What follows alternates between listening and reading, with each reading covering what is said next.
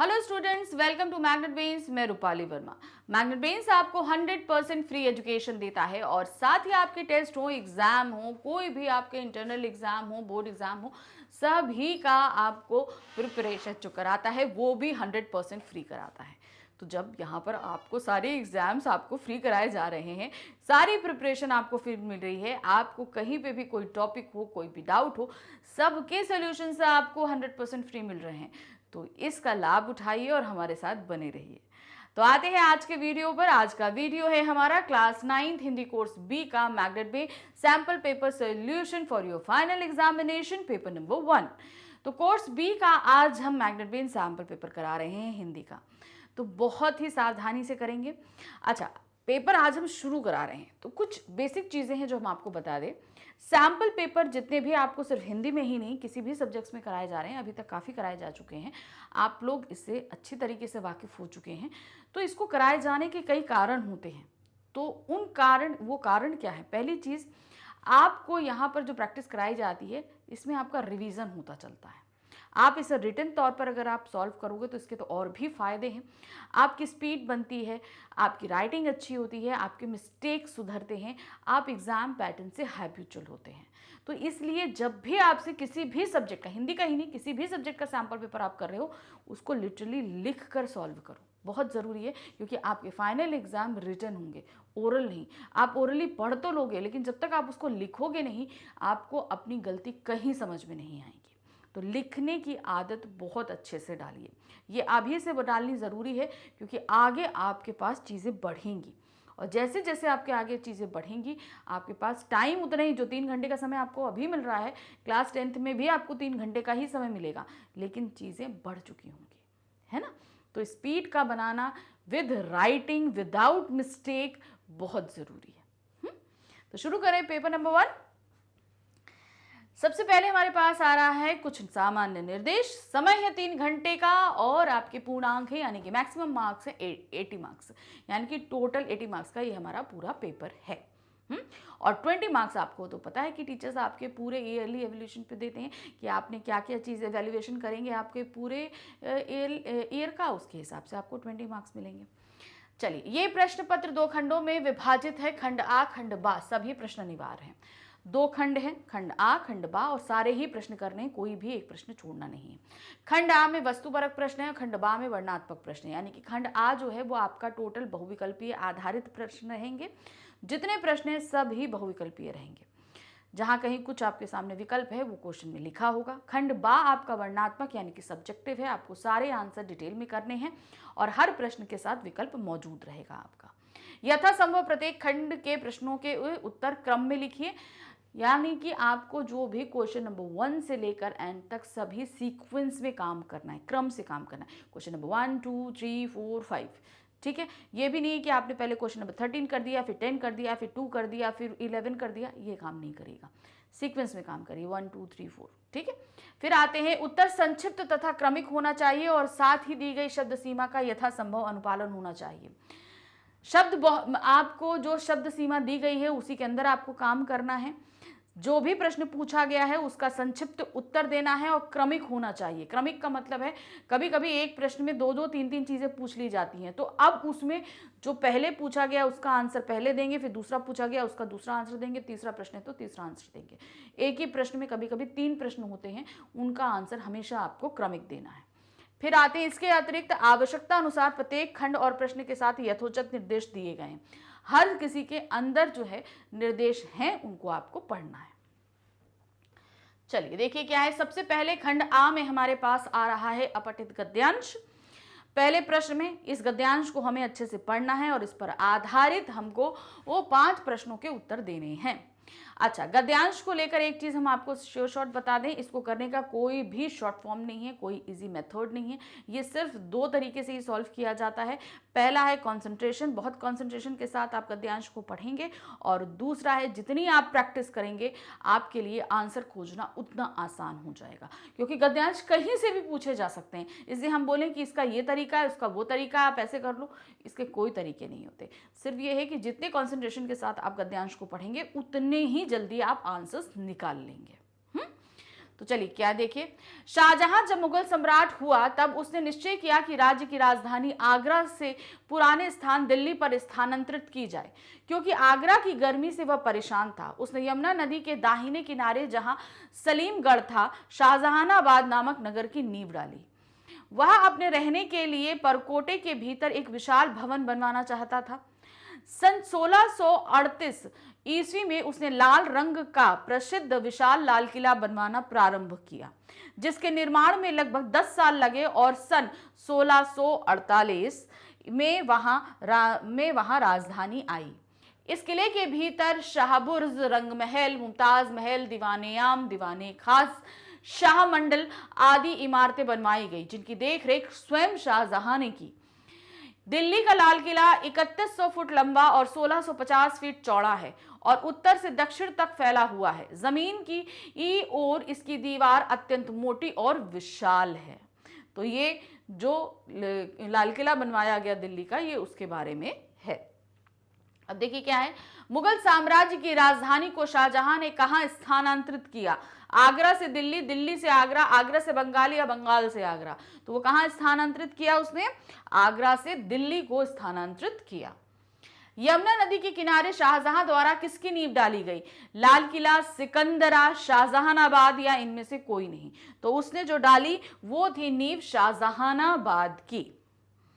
Next है, सलीमगढ़ किसका नाम था? लाल किला, सिकंदरा, शाहजहानाबाद या इनमें से कोई नहीं। ये तो सलीमगढ़ नाम था शाहजहानाबाद का। शाहजहां ने लाल किले के भीतर कौन सी इमारतें बनवाई? शाहबुर्ज, रंग महल, मुमताज महल या सभी? तो उसने ये सारी ही इमारतें बनवाई थी। तो क्या है सही? सभी। दिल्ली का लाल किला कहां से कहां तक फैला है? उत्तर से दक्षिण, दक्षिण से पश्चिम, पश्चिम से उत्तर या उत्तर से पश्चिम? तो कहां से कहां तक फैला है? वो है आपका उत्तर से दक्षिण की ओर फैला हुआ है। अब आ गए प्रश्न संख्या 2 पे। यहां पर भी हमारे सामने एक अपठित गद्यांश रखा गया है, इसे हमें पढ़ना है और इस पे आधारित हमको 5 बहुविकल्पीय प्रश्नों के उत्तर देने हैं। प्रत्येक राष्ट्र के जीवन निर्वाह के लिए आवश्यक है कि देश की प्राकृतिक संपत्ति की रक्षा की जाए। देश की कृषि, देश की खानों की पैदावार तथा देश की दस्तकारी की रक्षा किए बिना, उसकी उन्नति किए बिना किसी भी देश के बच्चों का पालन करना सर्वथा कठिन है।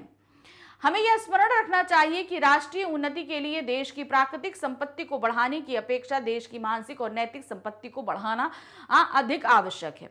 जो राष्ट्र अपनी नैतिक संपत्ति की उचित रक्षा करता है, केवल वही राष्ट्र सम्मान, उत्साह और स्वतंत्रता के साथ इस संसार में जीवित रह सकता है। तो किस तरीके से हमारा देश तभी प्रगति कर सकता है जब हमारे नैतिक मूल्य, हमारे संस्कार, हमारी संस्कृति बची रहे, तभी हम प्रगति कर सकते हैं, हमारा राज्य प्रगति कर सकता है, हमारा राष्ट्र प्रगति कर सकता है। राष्ट्र की बालक बालिकाएं राष्ट्र की मानसिक और नैतिक संपत्ति हैं। जो देश इस धन की उचित रक्षा नहीं करता वह उन्नति के पथ से हटकर अवनति की गर्त में चला जाता है। उपर्युक्त संपत्तियों की रक्षा ठीक तरह से तभी हो सकती है जब हम अपने कर्तव्यों तथा अधिकारों को समझकर कर्तव्यों को पूरा करने और अधिकारों को प्राप्त करने के लिए कटिबद्ध हों। वस्तुतः किसी देश की प्राकृतिक संपत्ति की रक्षा तथा वृद्धि भी उस देश की नैतिक संपत्ति की रक्षा और वृद्धि पर निर्भर है। सभी को अपने अधिकारों को भली भांति समझकर उनका पालन करना चाहिए। तो हमें अपने अधिकार और कर्तव्य पता है, उनके हमें पूरी तरीके से पालन करना चाहिए। हमारा देश तभी उन्नति करेगा जब वो नैतिक रूप से सुदृढ़ होगा। ये चीज इस गद्यांश में बताई गई है। तो पहला क्वेश्चन हमारे पास में क्या है? राष्ट्र की उन्नति के लिए लेखक ने क्या आवश्यक माना है? कोई भी राष्ट्र अगर उन्नति करे तो उसके लिए क्या आवश्यक है? देश की कृषि, देश की दस्तकारी, देश की मानसिक और नैतिक संपत्ति को बढ़ाना, देश की प्राकृतिक संपत्ति को बढ़ाना। तो देश की उन्नति के लिए जरूरी है मानसिक और नैतिक संपत्ति को बढ़ाना। नेक्स्ट आते हैं, प्रत्येक राष्ट्र के जीवन निर्वाह के लिए क्या आवश्यक है? अब जीवन निर्वाह यानी कि हमारा जीवन चलता है, इसके लिए किस चीज की आवश्यकता होती है? शिक्षा की उचित व्यवस्था, देशभक्ति की भावना, प्राकृतिक संपत्ति की रक्षा या देश की सीमाओं की रक्षा। तो वो बहुत जरूरी होती है, वो है प्राकृतिक संपत्ति की रक्षा। प्राकृतिक तौर पर अगर हमारा देश सही रहेगा तो यहाँ पर संसाधन बने रहेंगे। संसाधन बने रहेंगे तो हमें अपने जीवन निर्वाह के लिए जो आवश्यक भोजन है, पानी है, ये सभी चीजें अच्छे से उपलब्ध होती रहेंगी, हमारा जीवन निर्वाह होता रहेगा। नेक्स्ट है राष्ट्र की मानसिक और नैतिक संपत्ति कौन सी है? क्या है भाई, देखते हैं। राष्ट्र के लोगों की बौद्धिक क्षमता, राष्ट्र के लोगों की सोच, राष्ट्र के लोगों का पैसा कमाने का तरीका, राष्ट्र के बालक और बालिकाएं। तो गद्यांश के हिसाब से राष्ट्र की मानसिक और नैतिक संपत्ति कौन सी है? वो है राष्ट्र के बालक और बालिकाएं। नेक्स्ट आते हैं, उपर्युक्त संपत्तियों की रक्षा कब हो सकती है? अब ये जो ऊपर संपत्तियां बताई गई, इनकी रक्षा कैसे होगी? जब हमें अपने अधिकारों का ज्ञान हो, जब हम अपने कर्तव्यों के पालन में सचेत हों, जब हमें अपने अधिकारों और कर्तव्यों का ज्ञान हो, जब हम अपने कर्तव्यों को पूरा करें और अधिकारों को प्राप्त करने के लिए कटिबद्ध रहें। तो सही ऑप्शन है हमारा घ, जब हम अपने कर्तव्यों का पूरा पालन करें और अधिकारों को प्राप्त करने के लिए कटिबद्ध रहें तब। नेक्स्ट आते हैं, राष्ट्र कब अवनति के गर्त में चला जाता है? अवनति के गर्त यानी उन्नति अवनति, ठीक है, तो गर्त में कब जाता है? जो राष्ट्र प्राकृतिक संसाधनों की रक्षा नहीं कर पाता, जो राष्ट्र की मानसिक और नैतिक संपत्ति की उचित रक्षा नहीं करता, जो राष्ट्र अपनी सीमाओं की रक्षा नहीं करता, जो राष्ट्र अपने दुष्काल के विषय में नहीं सोचता। तो वो राष्ट्र जब राष्ट्र कब अवनति के गर्त में जाता है? जब राष्ट्र मानसिक और नैतिक संपत्ति की उचित रक्षा नहीं करता है। अब हम आ गए प्रश्न संख्या 3 पे। यहां पर अब हमारा शुरू होता है व्यवहारिक व्याकरण। तो व्याकरण के हमारे जितने भी टॉपिक हैं अब उन पे आधारित प्रश्न रहेगा। तो सबसे पहले हमारे पास क्या आ रहा है? निम्नलिखित प्रश्नों के सही विकल्प छांट कर लिखने हैं। पहला, यहां पर हमारे सामने 2 प्रश्न दिए गए हैं, 1 मार्क्स के, हमें दोनों ही करने हैं। शब्दों से किसका निर्माण किया जाता है? अब शब्द जो होते हैं उनसे हम किस चीज का निर्माण करते हैं? पद, वाक्य, वर्ण या ध्वनि? तो हम शब्दों से निर्माण करते हैं वाक्य का। जब हम वाक्य बना लेते हैं तो फिर क्या होता है? वो शब्द जो है वो पद में परिवर्तित हो जाते हैं। फिर आते हैं, गुलाब का फूल सुंदर है में गुलाब है। गुलाब क्या है? शब्द है, वर्ण है, पद है या वाक्य है?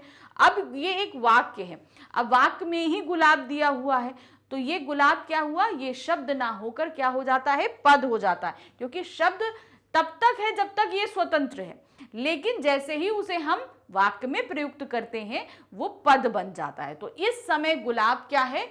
वो वाक्य में है, इसलिए वो एक पद कहलाएगा। चलिए नेक्स्ट क्वेश्चन आते हैं, क्वेश्चन नंबर 4। निम्नलिखित प्रश्नों में से किन्हीं 2 प्रश्नों के उत्तर हमें देने हैं। 3 प्रश्न है, 3 में से 2 देने हैं। क्या है?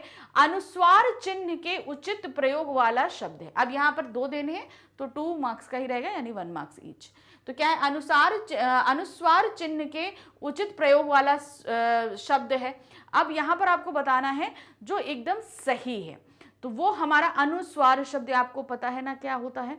जो चिन्ह होता है वो होता है हमारा जो ऊपर बिंदी रहती है, तो ये संभावना एकदम सही है। अब यहां पर अब आप नीचे अगर आओगे तो देखिए सुगंधित, यहां पर गलत है, असंभव भी गलत है और संयोग भी गलत दिया गया है।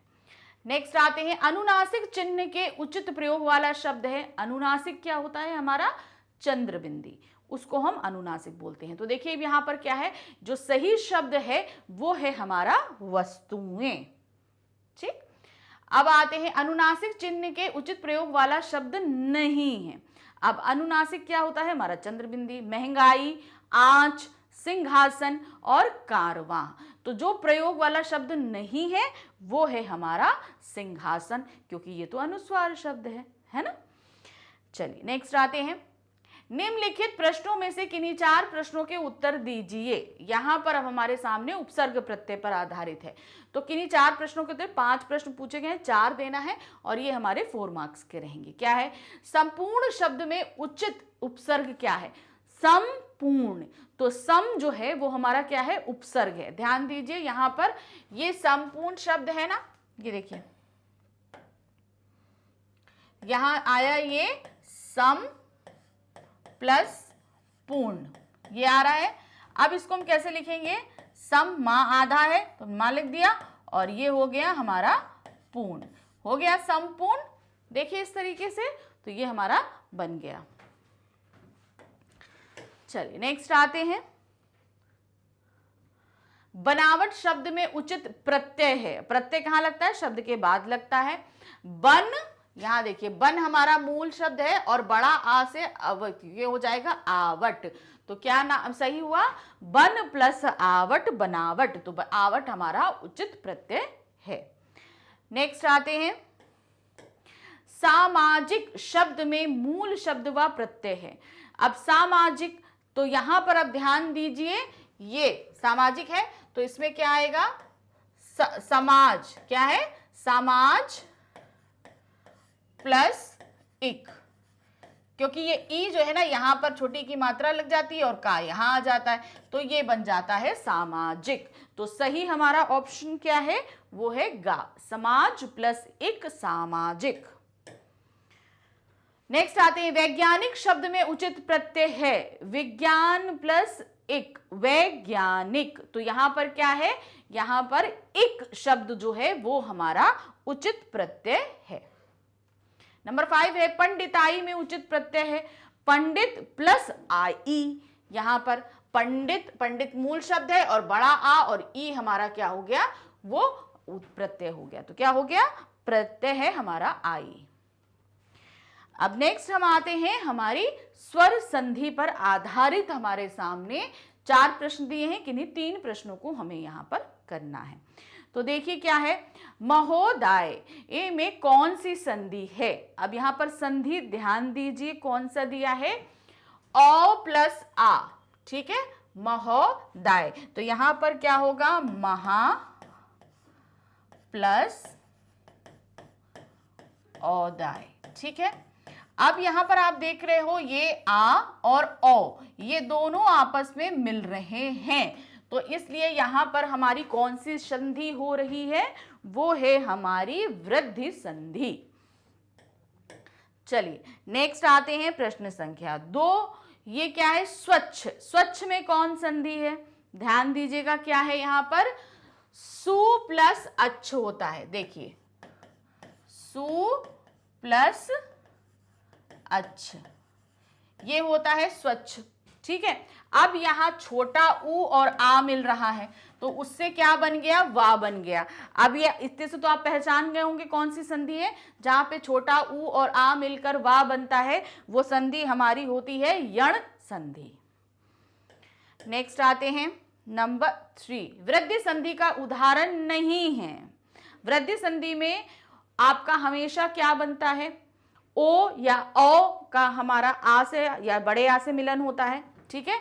ये देखिए ओ या ओ ये हमेशा किससे मिलते हैं? हमेशा किससे मिलेंगे? छोटा आ या बड़ा आ से मिलेंगे।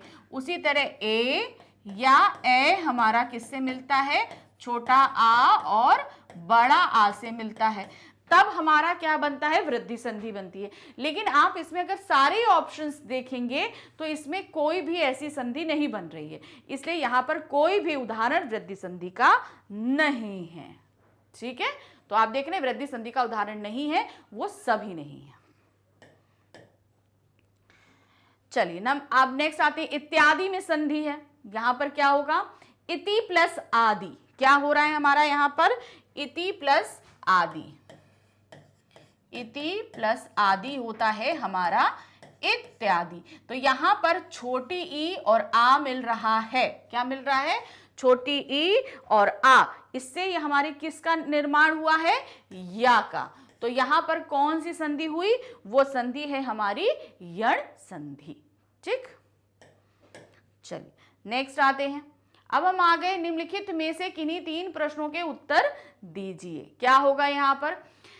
यहां पर हमसे 4 प्रश्न पूछे गए हैं और 3 प्रश्नों के हमको उत्तर देने हैं। ये हमारे अर्थ के आधार पर ये विराम चिन्ह पर आधारित प्रश्न है। देखिए क्या है, किसी पद, उपवाक्य आदि की विशेषता दिखाने के लिए शब्द के नीचे एक रेखा खींचते हैं, उसे क्या कहते हैं? जैसे ये एक शब्द है, इसके नीचे हमने अगर रेखा खींच दी तो इंग्लिश में इसे आप क्या बोलते हो? अंडरलाइन, ठीक है।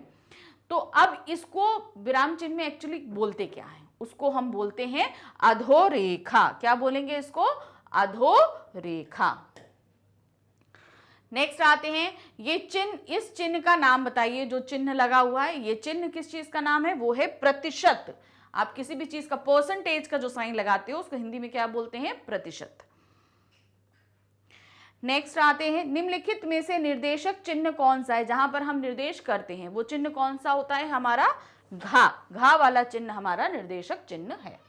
नेक्स्ट आते हैं, निम्नलिखित में कौन सा विराम चिन्ह का प्रकार नहीं है। हमने विराम चिन्ह पढ़े, निर्देशक, लाघव, उपदेशक या विवरण।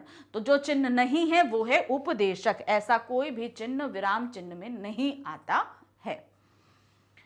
नेक्स्ट आते हैं प्रश्न संख्या 8, निम्नलिखित में से किन्हीं दो प्रश्नों के उत्तर देने हैं। अब हमारे पास अर्थ की दृष्टि पे आधार पर भेद दिए गए हैं, अर्थ की दृष्टि से के आधार पर भेद। इसमें से हमें कितने 3 प्रश्न पूछे गए हैं, 2 प्रश्नों के उत्तर हमें देने हैं। ये हमारा कितने का रहेगा, 2 मार्क्स यानी कि 1 मार्क्स ईच का। देखिए क्या है पहला, शायद मैं आज जाऊं, अर्थ की दृष्टि से। अब शायद है, हम कंफर्म नहीं है, तो जहां हम कंफर्म नहीं होते, डाउट में होते हैं, तो वो जगह हमेशा हमारा कौन सा वाक्य रहता है, संदेहवाचक वाक्य। नेक्स्ट आते हैं, मैं कल नहीं जाऊंगा। अब ये कौन सा वाक्य हुआ, यहां तो हम मना कर रहे हैं, हम नहीं जा रहे। जहां पर हम किसी चीज के लिए मना करते हैं हमेशा वहां वाक्य होता है निषेधवाचक वाक्य। नेक्स्ट आते हैं, वर्षा होती तो अनाज पैदा होगा। तो यहां पर क्या है, वर्षा होती तो अनाज पैदा होता। तो यहां पर ये क्रिया होने के लिए इस क्रिया का होना जरूरी है। एक क्रिया दूसरे पर डिपेंड हो रही है, तो ये सीधे सीधे कौन सा हुआ, ये है हमारा संकेतवाचक वाक्य। कौन सा वाक्य है, संकेतवाचक वाक्य। चलिए अब हम आ जाते हैं अपने खंड आ के 9वें प्रश्न पे। 9वें प्रश्न पर हमारी बुक स्पर्श भाग 1 के गद्य खंड से, स्पर्श बुक हमारे 2 खंडों में विभक्त है, गद्य खंड और पद्य खंड यानी कि काव्य खंड। तो गद्य खंड से हमारे सामने एक गद्यांश रखा गया है, इसे हमें पढ़ना है। गद्य खंड के जितने भी चैप्टर हैं उनमें से कोई भी एक रख दिया जाएगा, इसे हमें पढ़ना है और इस पर आधारित हमें 5 प्रश्नों के उत्तर देने हैं। तो ये हो जाएगा हमारा टोटल 5 मार्क्स का यानी कि 1 मार्क्स ईच। ठीक है, चलिए देखिए क्या है, पहले हम पढ़ेंगे। अंगदोर्जी बिना ऑक्सीजन के ही चढ़ाई करने वाला था, लेकिन इसके कारण उसके पैर ठंडे पड़ जाते थे, इसीलिए वह ऊंचाई पर लंबे समय तक खुले में और रात्रि में शिखर कैंप पर नहीं जाना चाहता था। इसीलिए उसे या तो उसी दिन चोटी तक चढ़कर साउथ कोल पर वापस आ जाना था अथवा अपने प्रयास को छोड़ देना था। वह तुरंत शुरू करना चाहता था और उसने मुझसे पूछा क्या मैं उसके साथ जाना चाहूंगी। तो एवरेस्ट मेरी शिखर यात्रा, ये जो दिया है चैप्टर उससे लिया गया है। एक ही दिन में साउथ कोल से चोटी पर जाना और वापस आना बहुत कठिन और श्रम साध्य होगा। इसके अलावा यदि अंगदोर्जी के पैर ठंडे पड़ गए तो उसके लौट कर आने का भी जोखिम था। मुझे फिर भी अंगदोर्जी पर विश्वास था और साथ साथ मैं आरोहण की क्षमता और कर्मठता के बारे में आश्वस्त थी। तो किस तरीके से वहां पर अंगदोर्जी बिना ऑक्सीजन के चढ़ना चाहते थे और उससे आने वाली कौन कौन सी परेशानियां थी, ये सारी चीजें बताई गई हैं। अब इस पर आधारित प्रश्न देखिए क्या है। उपर्युक्त गद्यांश किस पाठ से लिया गया है, तो एवरेस्ट मेरी शिखर यात्रा बचेंद्री पाल की जो है उस चैप्टर से लिया गया है। तो यहाँ पर जो सही ऑप्शन है वो है खा। नेक्स्ट आते, बिना ऑक्सीजन चढ़ाई के कारण अंगदोर्जी की क्या दशा हो जाती थी, वो क्या हो जाती थी, अस्वस्थ हो जाते थे, उबकाई बहुत आती थी, पैरों में दर्द होने लगता था, उनके पैर ठंडे पड़ जाते थे। तो सही क्या होता था, उनके पैर जो हैं वो ठंडे पड़ जाते थे। बचेंद्री को अंगदोर्जी के साथ जाने में कौन सी परेशानी हुई। अब उनको किस तरह की परेशानी का सामना करना पड़ा था अंगदोर्जी के साथ में जाने के लिए। तो क्या है देखिए, अंगदोर्जी बिना ऑक्सीजन के चढ़ाई करने में विश्वास रखते थे। अंगदोर्जी बिना रुके ही चढ़ाई करना चाहते थे। अंगदोर्जी रात्रि के समय खुले में विश्राम करना चाहते थे। अंगदोर्जी अधिक देर तक खुली बर्फ में रहना चाहते थे।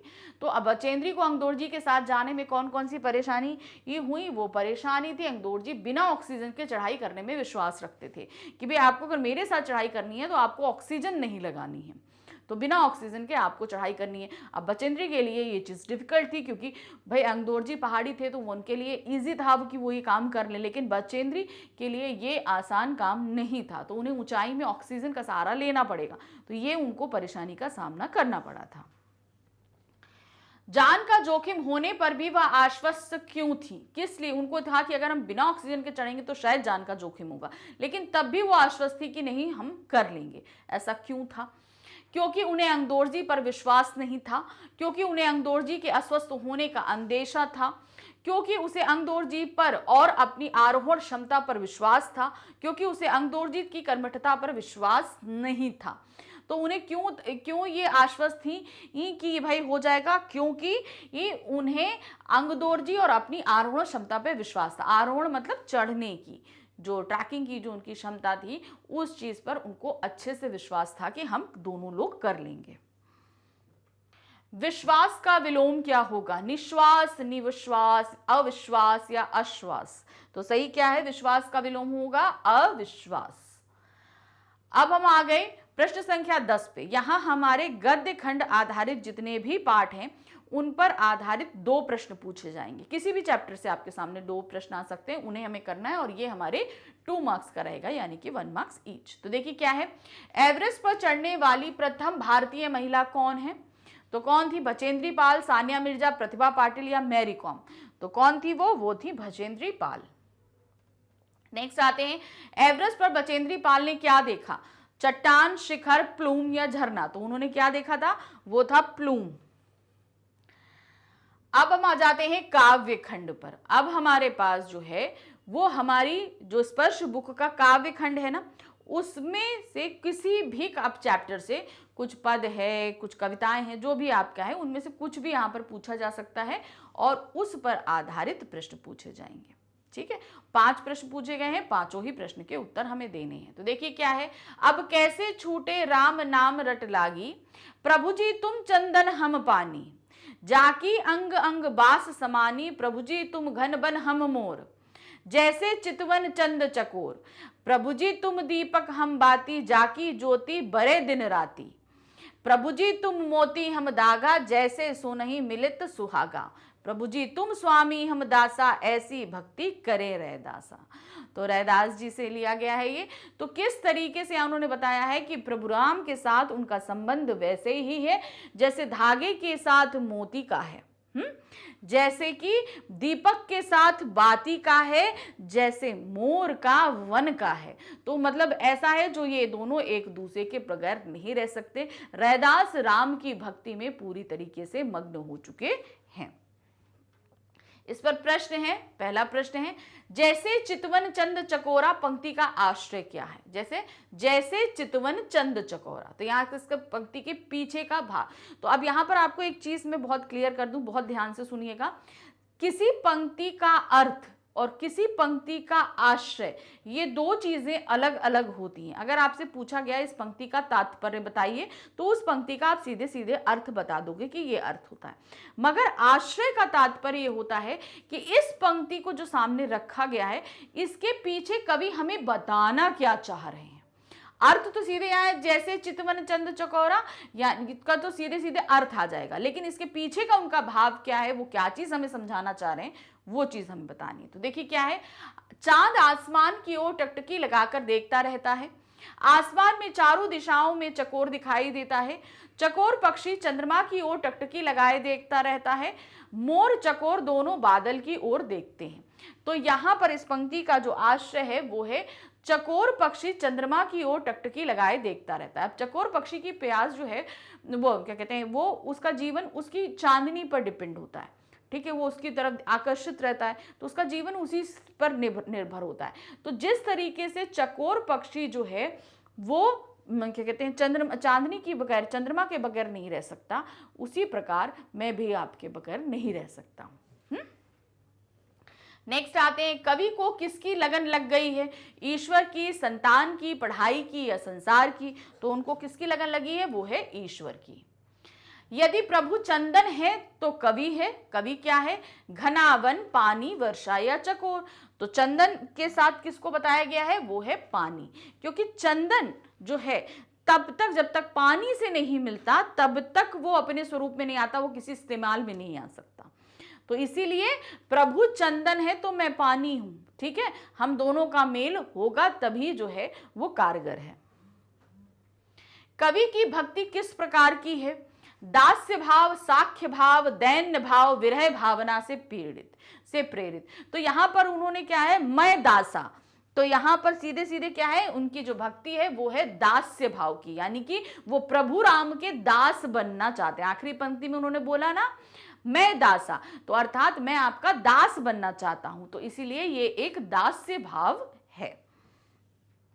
प्रश्न संख्या 5 है, कवि ने ज्योति किसे कहा है? जल, जमाना, ज्योति या इनमें से किसी ने। तो यहां पर ज्योति जो बोली गई है वो है ज्योति के लिए। अब हम आ गए काव्य खंड पर। जितने भी पाठ हैं हमारे काव्य खंड के, उस पर आधारित 2 प्रश्न पूछे जाएंगे। दोनों ही प्रश्नों के हमें उत्तर देने हैं, 1 मार्क्स ईच रहेगा। प्रभु जी तुम चंदन हम पानी पंक्ति किसकी है? रहीम, रैदास, कबीर या तुलसीदास? तो ये किसकी है? ये है रैदास की। नेक्स्ट आते हैं, रैदास ने अपने पदों में किस भाषा का प्रयोग किया है? ब्रजभाषा, अवधी, राजस्थानी या फारसी? तो रैदास ने अपनी पंक्तियों में ब्रज भाषा का प्रयोग किया है। अब हम आ गए खंड बा पे। खंड बा हमारा वर्णात्मक प्रश्न है, यानी कि सारे ही प्रश्नों के उत्तर आपको डिटेल में आंसर देना है, सारे ही, तो बहुत ही सावधानी से देंगे। तो सबसे पहले जो हमारे प्रश्न आ रहा है प्रश्न संख्या 13, इसमें हमारी जो स्पर्श बुक है उसके गद्य खंड के अध्याय से यहाँ पर प्रश्न पूछे गए हैं 3, और हमें सिर्फ 2 प्रश्नों के उत्तर देने हैं। तो एक प्रश्न हमारा यहाँ पर रहेगा 3 मार्क्स का, यानी कि 6 मार्क्स का हमारा यहाँ उत्तर हो जाएगा प्रश्न संख्या 13 का, क्योंकि 2 प्रश्न करने हैं हमको। तो यहाँ पर देखिए निम्नलिखित प्रश्नों के उत्तर लगभग 60 शब्दों में देने। तो शब्द संख्या, जो भी शब्द लिमिट दी गई है उसे आपको बहुत स्ट्रिक्टली फॉलो करना है, ये ध्यान रखिएगा। आप यहाँ पर 60 वर्ड्स अगर दिए हैं तो आप 65 तक के वर्ड्स ले जा सकते हैं, लेकिन उसे आप नीचे भी कर सकते हैं, यानी कि आप उसको 58, 59 पे भी आप लाकर छोड़ दो तो कोई दिक्कत नहीं है। लेकिन अब आप ये समझो कि अगर 60 दिया है तो आप उसे 70, 80 तक ले जाओ तो ये सही नहीं होगा, और उसको आप क्या कहते हैं नीचे छोड़ दो 45, 50 पर, तो वो भी सही नहीं है। तो 60 का मतलब है कि आप 1-2 शब्द ऊपर नीचे कर सकते हैं, ज्यादा नहीं। तो वर्ड लिमिट पे बहुत ध्यान दीजिएगा। चलिए आगे देखते हैं। तो यहाँ पर हमसे 3 प्रश्न पूछे गए हैं, हमें 2 प्रश्न करने हैं।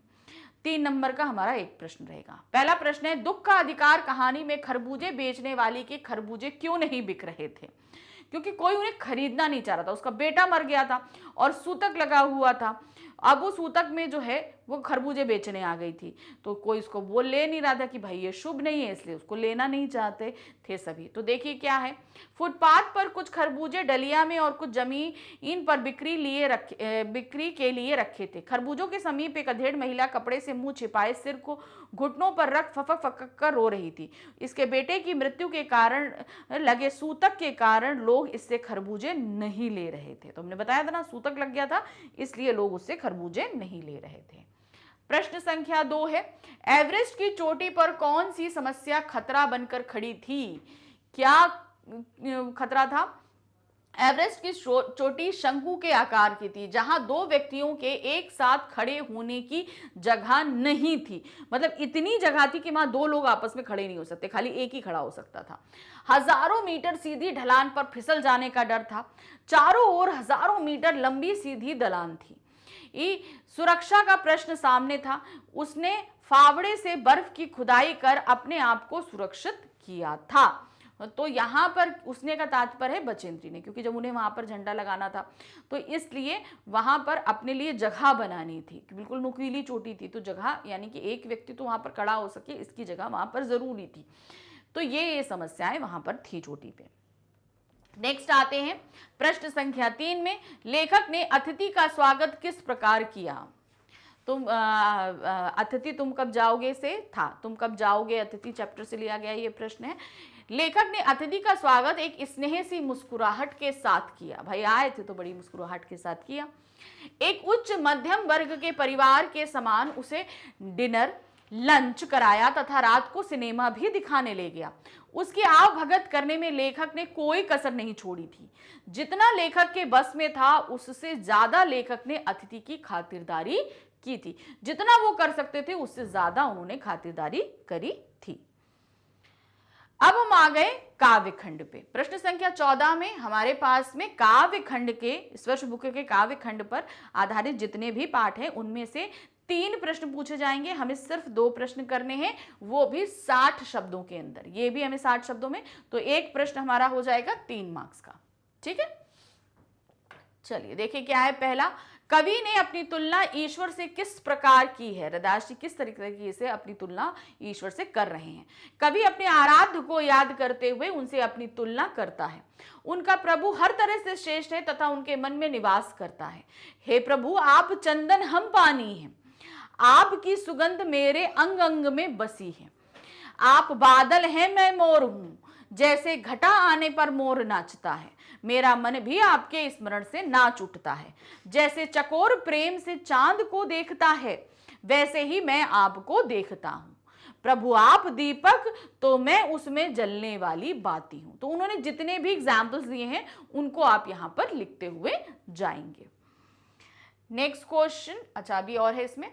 जिसकी ज्योति दिन रात जलती रहती है। प्रभु आप मोती हो तो मैं माला का धागा हूं। अब क्या होता है, मोती का अपना कुछ स्वतंत्र स्वरूप तो है नहीं, जब तक वो धागे में नहीं बंधेगा तब तक वो क्या होता है, रूप नहीं ले पाता। तो वो बताया, जैसे सोने और सुहागे का मिलन हो। प्रभु आप स्वामी, मैं आपका दास हूं, मैं सदा आपकी भक्ति करता रहूंगा। कुछ चीजों का अस्तित्व एक दूसरे के बगैर पूर्ण नहीं होता, तो उन्हीं का उदाहरण यहाँ रैदास जी ने लिया है और ये चीज बताने की कोशिश करी है कि रैदास जी का जीवन प्रभु राम के बगैर जो है वो अधूरा है। वो उसे, अगर रैदास है तो राम है, मतलब अगर रैदास का नाम जो है वो राम के बगैर नहीं लिया जा सकता, क्योंकि उनका अस्तित्व राम के बगैर अधूरा है। ये चीज उन्होंने बताई है इसमें। नेक्स्ट क्वेश्चन है, स्वयं को बाती कहकर रैदास क्या सिद्ध करना चाहते हैं? उन्होंने बोला ना, तुम दीपक मैं बाती, तो यहां पर वो क्या सिद्ध करना चाहते हैं? तो उन्होंने क्या बोला, मनुष्य ईश्वरीय कृपा से प्रकाशित होता है। रैदास स्वयं को बाती कहकर ये सिद्ध करना चाहते हैं कि ईश्वर के प्रेम में सदैव बाती की तरह जलते रहना है। जैसे दीपक के अंदर तो जलता कौन है, बाती जलता है, तो उसी प्रकार जो दीपक है वो प्रभु राम की तरह है और बाती है, यानी कि उनकी भक्ति में मैं हमेशा प्रकाशित रहूंगा। अगर मैं उनकी भक्ति करता रहूंगा तो पूरे संसार को प्रज्वलित करता रहूंगा, उनको रोशनी देता रहूंगा, उनको सारी चीजों के अच्छे बारे में बताता रहूंगा। वह ईश्वर से इतना प्रेम करते हैं कि अपनी तुलना वह बाती से करते हैं। जिस प्रकार दिए के लिए बाती जलती है, उसी प्रकार रैदास भी ईश्वर के प्रेम में लीन रहते हैं। इसीलिए उन्होंने अपने आप को बाती का जो रूप है वो बताया है। नेक्स्ट क्वेश्चन है, गंदे मोहल्लों के गंदे लोग कौन होते हैं, स्पष्ट कीजिए। खुशबू रचते हाथ में जो दिया गया है कि किस तरीके से गंदी जगहों पर खुशबूदारी जो अगरबत्तियां होती हैं वो बनती हैं, हमारे घरों में जो सुगंध फैलाती हैं, उसी पर आधारित ये प्रश्न है। गंदे मोहल्लों के गंदे लोग कौन होते हैं? खुशबू रचने वालों को गंदे मोहल्ले के गंदे लोग कहा गया है, क्योंकि ये लोग गंदे मोहल्लों में रहते हैं और स्वयं भी गंदे होते हैं। जो वर्ग समाज में सौंदर्य की सृष्टि कर रहा है, वह उसे खुशहाल बनाता रहा है, वही वर्ग अभाव में है, गंदगी में जीवन बसर करने के लिए विवश है, और इन्हीं लोगों को समाज गंदा कहता है। हमारे घरों में जो खुशबू पहुंचा रहे हैं, हमारे घरों को आलीशान बना रहे हैं, उन्हीं लोगों को क्या बोला गया है, गंदे मोहल्लों के गंदे लोग। अब आ जाते हैं प्रश्न संख्या 15 पर। यहां पर हमारे सामने जो हमारी हिंदी की पूरक पुस्तिका है, यानी कि संचयन भाग 1, उनके जितने भी पाठ हैं उनमें से हमारे सामने 3 प्रश्न रखे गए हैं। हमें कोई 2 प्रश्न करने हैं, वो भी 60 शब्दों में करने हैं, और ये हमारा एक प्रश्न रहेगा जो वो है 3 मार्क्स का। ठीक है, तो चलिए करना शुरू करते हैं। सबसे पहला प्रश्न है, मेरा छोटा सा निजी पुस्तकालय के लेखक को किताबें पढ़ने और सहेजने का शौक कैसे लगा था? भाई उन्होंने छोटे से पुस्तकालय से करते जो है वो बहुत बड़ा पुस्तकालय बना लिया था, तो उनको वो शौक लगा कैसे था? भाई उनके पिता ने उनको प्रोत्साहित किया था, तभी तो ये काम शुरू हुआ था। तो और एक एरिया अलमारी का खाली करके दे दिया था कि ये तुम्हारी अपनी लाइब्रेरी है, यहाँ पर तुम अपने मन से पुस्तकें रख सकते हो, है ना, यही चीज़ हुई थी। तो देखिए क्या है, लेखक के घर में कई पुस्तकें थी। वह घर में रखे सत्यार्थ प्रकाश और स्वामी दयानंद जी की जीवनी को बड़ी रुचि के साथ पढ़ता था। इसकी रोमांचक घटनाएं उसे प्रभावित करती थी। वह बाल सखा और चमचम भी रुचिपूर्वक पढ़ता था। इन्हीं से उसे किताबें पढ़ने का शौक लगा। 5वीं कक्षा में प्रथम आने पर अंग्रेजी की 2 किताबें उसे इनाम में मिली। इसके बाद उन्होंने अपनी किताबों को सहेजना शुरू कर दिया। इससे उनके निजी पुस्तकालय की शुरुआत हुई कि धीरे धीरे उन्होंने किताबें इकट्ठा करना शुरू कर दिया था। प्रश्न संख्या 2 है स्मृति पाठ से। स्मृति पाठ के आधार पर बताइए कि लेखक कुएं में चिट्ठी निकालने में किस प्रकार सफल हुआ। तो वो कैसे उतरे थे, धोती अपने और अपने भाई की धोतियों को साथ रखा था और किस तरीके से सांप के साथ संघर्ष करके और वो निकाल के लेकर आए थे, वो सारा आपको यहाँ पर लिखना है। तो देखिए क्या है, लेखक ने कुएं में चिट्ठियां गिर जाने के बाद बहुत ही बुद्धिमानी, चतुरता एवं साहस का परिचय दिया।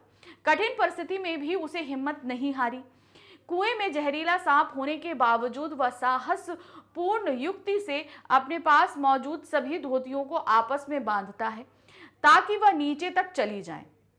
सर्प के डसने जाने से बचने के लिए उसने पहले कुएं की बगल की मिट्टी गिराई, फिर डंडे से चिट्ठियों को सरकाया। डंडा छूट जाने पर उसने सांप का ध्यान दूसरी ओर बटाया और फिर डंडे से उठा लिया। फिर डंडे को फिर उसने उठा लिया और फिर धीरे से उसने सांप का आसन बदला, यानी कि भाई सांप को ध्यान इधर किया तो फिर सांप जैसे उसे चिट्ठी उठाई तो सांप इधर आ गया। उसने चिट्ठियां भी उठा ली और उन्हें धोतियों में बांध दिया। इस प्रकार लेखक ने अपनी बुद्धि का पूरा सदुपयोग करके युक्तियों का सहारा लेकर कुएं में गिरी हुई चिट्ठियों को निकाला। यह इसकी इस साहसिकता का स्पष्ट परिचय है। तो किस तरीके से, भाई सांप होगा तो हम डरेंगे, लेकिन उन्होंने साहसपूर्ण तरीके से उन चिट्ठियों को बाहर निकाल लिया। प्रश्न संख्या 3 है घायलों की सहायता के लिए धैर्य की आवश्यकता होती है, गिल्लू के संदर्भ में स्पष्ट कीजिए। अब लेखिका को जब गिल्लू मिला था तो उसकी हालत बहुत ही खराब थी, तो उन्होंने उसकी बहुत ही जो है अच्छे से उसकी सेवा करी और धीरे से उसको रखा, वेट किया।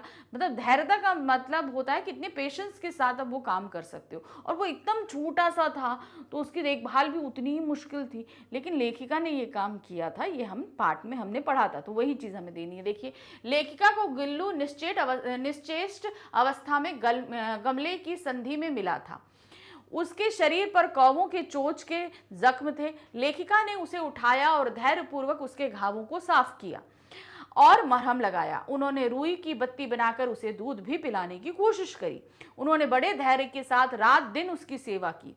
उनकी इसी धैर्यपूर्ण सेवा के कारण गिल्लू एकदम स्वस्थ हो गया। हम चाहते अरे यार इसको कैसे करेंगे, छोड़ देते, लेकिन नहीं, उन्होंने पूरे पेशेंस के साथ उसकी जो है केयर करी और वो एकदम सही हो गया।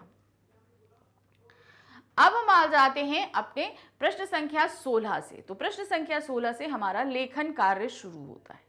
ठीक है, तो इसमें अनुच्छेद है, पत्र है, चित्र वर्णन है, सभी कुछ आपका यहाँ पर दिया गया है। संवाद लेखन है, तो बहुत ध्यान से इन सभी को हम करेंगे। तो सबसे पहले हमारे पास आ रहा है निम्नलिखित में से किसी एक विषय पर दिए गए संकेत बिंदुओं के आधार पर 120 शब्दों में अनुच्छेद लिखना है।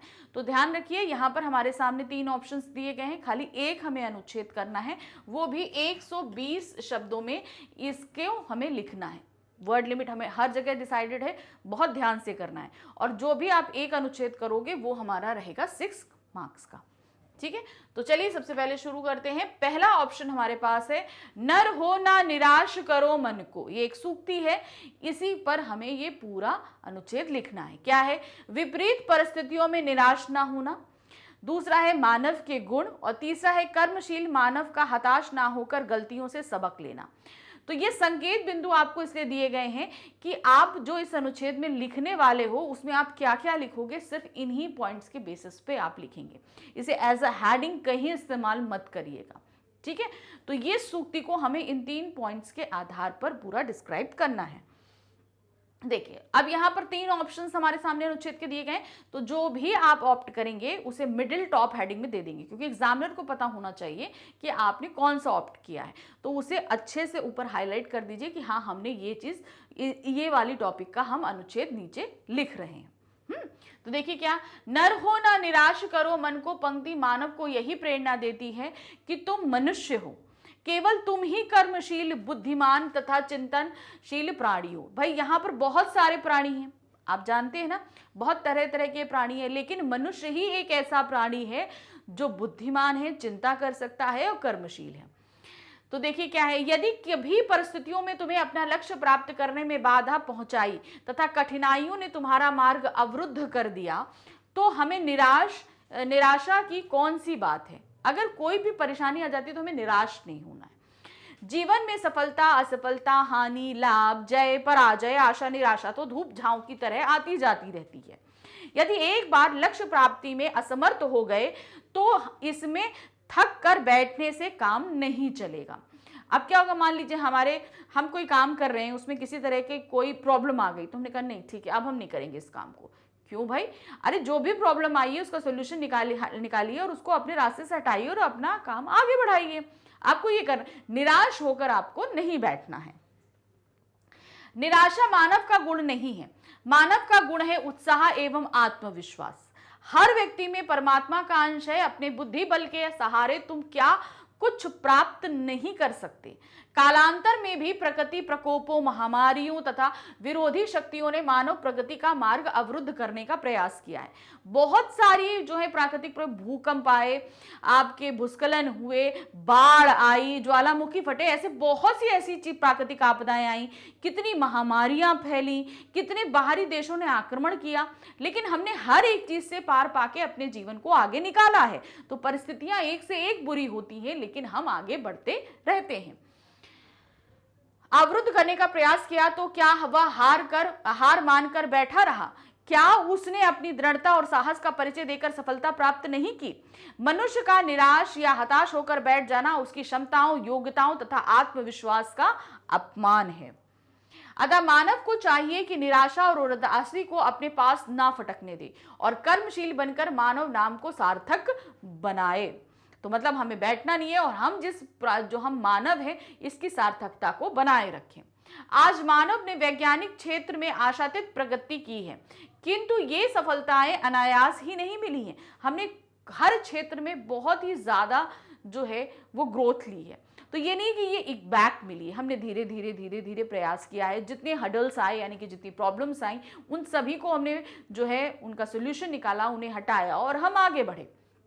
कई बार उसके रॉकेट समुद्र में गिर गए, तब उसने अपनी गलतियों से सबक लिया और अंततः सफलता अर्जित की। सहस्त्र बार ही मैदाने जंग में उड़ान ताकत से नहीं हौसले से होती है, अतः व्यक्ति को कभी निराश नहीं होना चाहिए।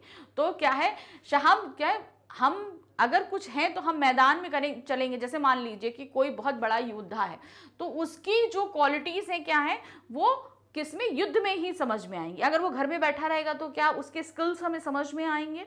बिल्कुल नहीं आएंगे। तो क्या है, हम जब तक कर्मशील रहेंगे तब तक हम जो है हमारी योग्यता बनी रहेगी और हमेशा निखरती रहेगी। अब आ जाते हैं दूसरे ऑप्शन पे। दूसरा ऑप्शन क्या है, मेरे जीवन का लक्ष्य फैशन डिजाइनर। तो अब यहां पर आपको बता दिया गया कि आपके जीवन का लक्ष्य है फैशन डिजाइनर बनना, लेकिन कुछ ऐसे भी आ सकते हैं कि सिर्फ आपको इतना दे दिया जाए, मेरे जीवन का लक्ष्य, ये ऑप्शंस आपको नहीं दिए जाए। तो उस जगह में आपका जो भी लक्ष्य रहेगा आप वो लिख सकते हो, लेकिन अगर आपको यहाँ पर दे दिया गया है तो आपको उसी हिसाब से काम करना है। तो यहाँ पर आपके जीवन का लक्ष्य निर्धारित कर दिया गया है कि आप एक फैशन डिजाइनर बनेंगे। तो इसे कैसे बनाएंगे, लक्ष्य कब कैसे बना ये, और अपनी पसंद और उपयोगिता आपको बतानी है। ये दो बात पर आप इसको पूरा लिखेंगे। तो मिडिल टॉप हेडिंग हमने दे दी, मेरे जीवन का लक्ष्य फैशन डिजाइनर, और फिर हम शुरू करेंगे। मानव जीवन दुर्लभ है। मानव जीवन की सार्थकता कुछ कर गुजरने में है। संसार में प्रत्येक व्यक्ति का अपना उद्देश्य होता है। विद्यार्थी वर्ग भी अपने लिए कुछ ना कुछ स्वप्न संजोए रहता है। सभी भावी जीवन में कुछ बनकर अपने जीवन को सार्थक बनाना चाहते हैं। मेरे पिताजी चिकित्सक हैं और चाहते हैं कि मैं भी चिकित्सक बनूं, लेकिन मेरा लक्ष्य कुछ और है। अब उसके फादर क्या है, जो भी ये लिख रहा है वो क्या है, वो उसके फादर एक डॉक्टर हैं और पापा उसके चाहते हैं कि वो डॉक्टर बने, लेकिन ये कुछ और बनना चाहते हैं। दरअसल एक बार मेरे जन्मदिन पर पिताजी मुझे नई पोशाक दिलाने बाजार ले गए, लेकिन मुझे वहां कोई पोशाक पसंद नहीं आ रही थी।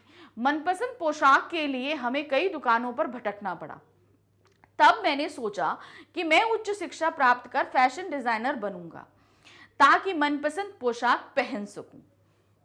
अब आपके दिल में ये बनने का क्यों आपने ये निर्धारित किया, ये बताया। तभी से मैंने अपने लक्ष्य पर ध्यान केंद्रित करना शुरू कर दिया। मैं तरह तरह की पोशाकों के चित्र भी बनाता हूँ। मैं जानता हूँ कि इसके लिए कड़ी मेहनत करनी होगी, लेकिन अपना लक्ष्य प्राप्त करने के लिए मैं कुछ भी करने को तत्पर हूँ। मशहूर फैशन डिजाइनर मनीष अरोड़ा से मैं बहुत प्रभावित हूँ और मैं भी उन्हीं की तरह बनना चाहता हूँ। भारतीय पोशाकें मेरी पहली पसंद रही हैं, लेकिन मैं उनके साथ नए प्रयोग कर उन्हें संसार में लोकप्रिय बनाना चाहता हूं। तो इंडियन कॉस्ट्यूम्स जो होते हैं वो उनको बहुत अच्छे लगते हैं और इनको वो इंटरनेशनल लेवल पे जो है एक्सपोज बताना चाहते हैं कि ये बहुत अच्छे पोशाक हैं, सिर्फ इंडियंस ही नहीं आप लोग भी वेयर कर सकते हैं।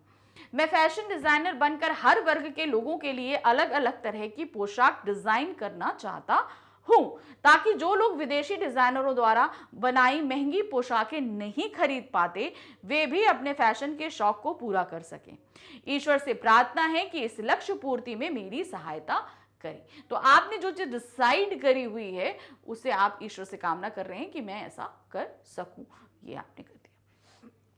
अब नेक्स्ट हमारे पास तीसरा ऑप्शन है, गांव में बिताया एक दिन। आप सभी कहीं कभी ना कभी गांव गए होंगे, नहीं गए हैं तो जाने की कोशिश जरूर करिएगा, बहुत अच्छा लगता है।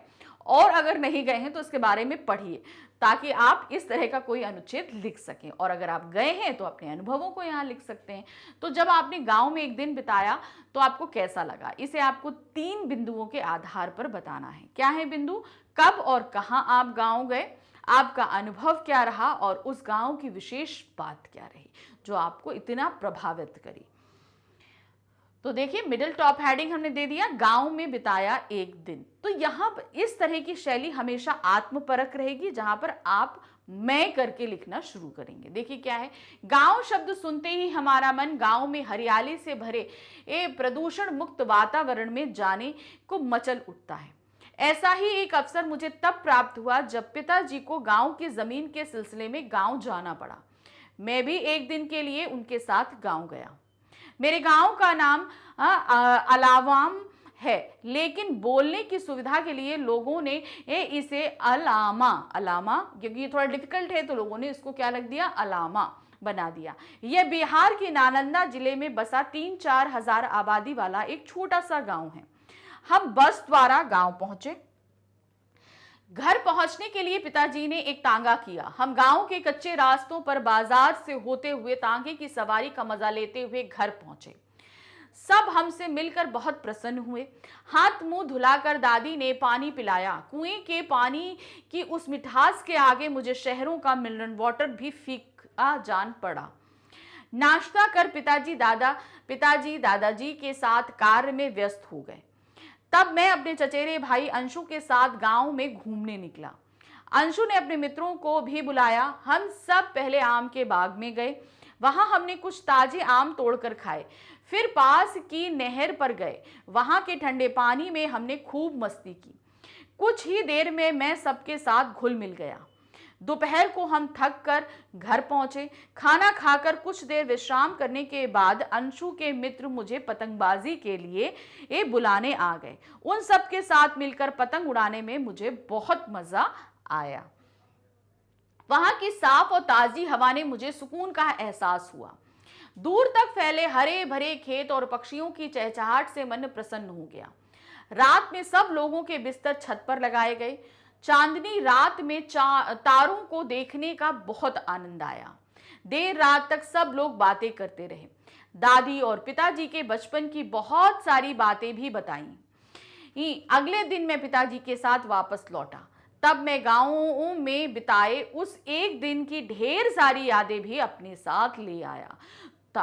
तो कितना अच्छा इंजॉयफुल डे रहा उसने पूरा यहाँ पर डिस्क्राइब किया। तो आपने भी जो गांव जाकर जो भी इंजॉय किया हो, जो भी अच्छी अच्छी एक्टिविटीज की हो जो आप शहर में रह के नहीं कर पाते हो, वो सभी आप यहाँ पर बताएंगे।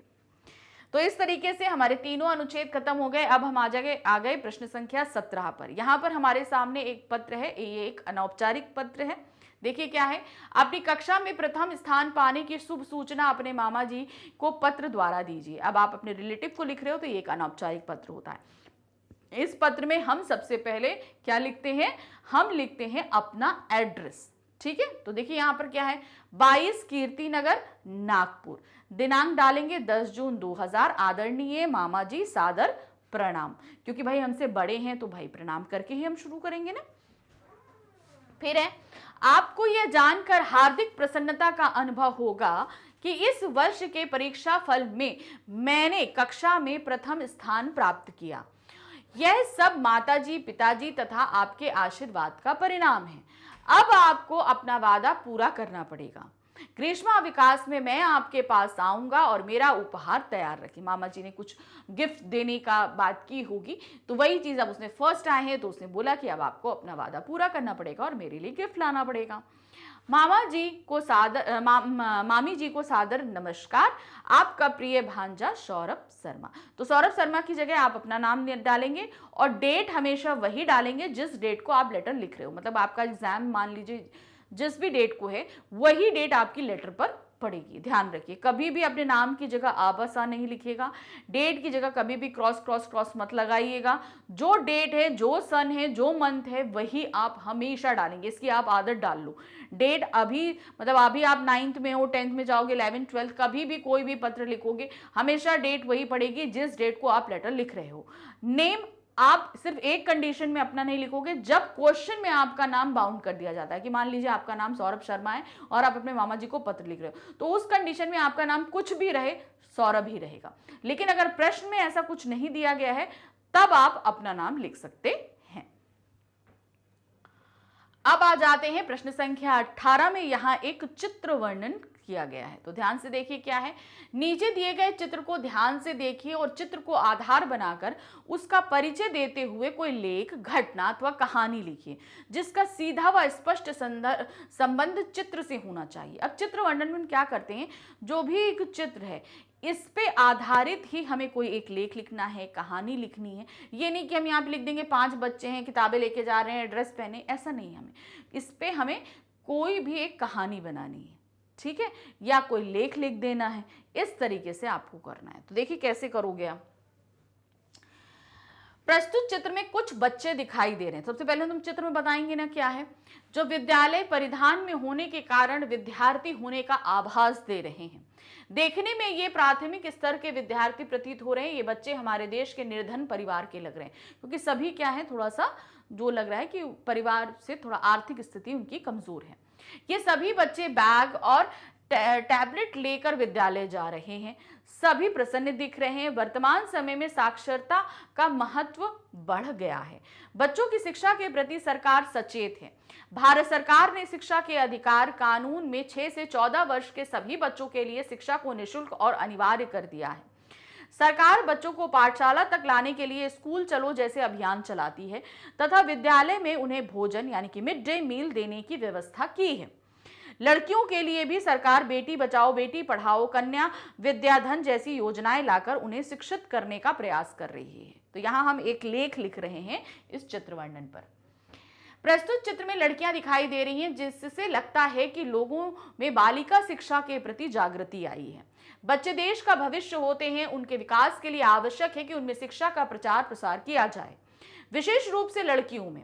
इसके लिए प्रशासनिक और सामाजिक संगठनों को मिलकर प्रयास करने होंगे ताकि समाज के प्रत्येक वर्ग के बच्चों को इन योजनाओं से लाभान्वित किया जा सके।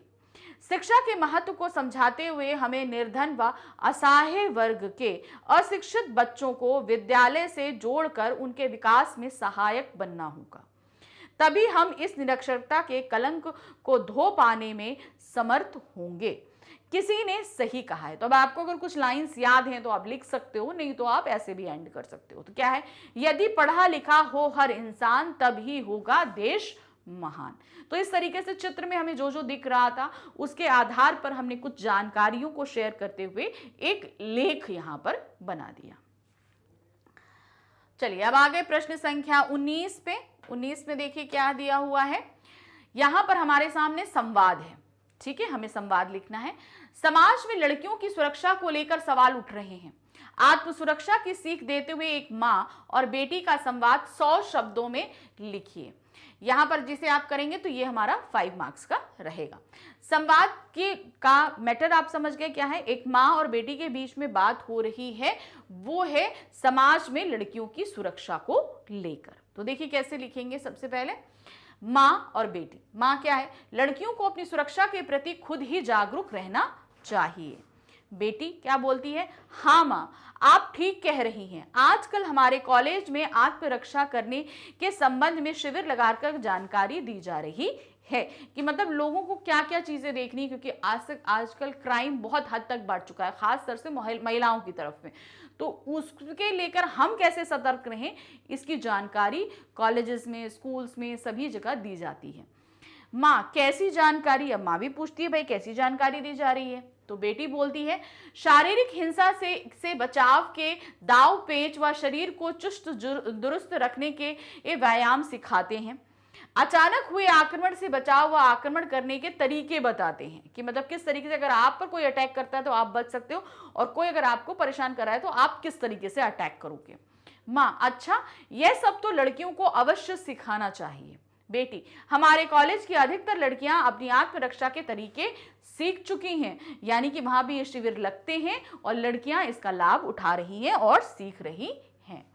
माँ क्या बोलती है, लेकिन इसके अलावा लड़कियों को अपना पहनावा मर्यादित रखना चाहिए, किसी की भी बातों पर सहज विश्वास नहीं करना चाहिए, सुनसान एवं बिना जानी पहचानी जगह पर सुरक्षा के साथ ही जाना चाहिए, किसी भी समस्या परेशानी के संबंध में घर के लोगों को तुरंत बताकर सलाह मशवरा कर लेना चाहिए, खास व विश्वास के मित्रों को ही फोन नंबर आदि देने चाहिए। तो कुमान ने भी अपने एक्सपीरियंस से जो चीजें होती हैं वो बताई कि आप कपड़े अच्छे पहनिए, मर्यादित पहनिए, साथ ही सुनसान जगह पर अकेले नहीं जाइए, हर इंसान पर फटाफट विश्वास नहीं करिए, हर किसी को अपना फोन नंबर नहीं दीजिए, अगर कोई भी परेशानी कहीं पर भी होती है, घर है, बाहर है, सड़क है, सबसे पहले अपने पेरेंट्स को इन्फॉर्म करिए, क्योंकि उससे ज्यादा सिक्योर मतलब कोई ऐसा पर्सन नहीं है जिस पे आप विश्वास कर सकते हो। तो ये माँ ने भी अपने एक्सपीरियंस से कुछ बातें शेयर करी।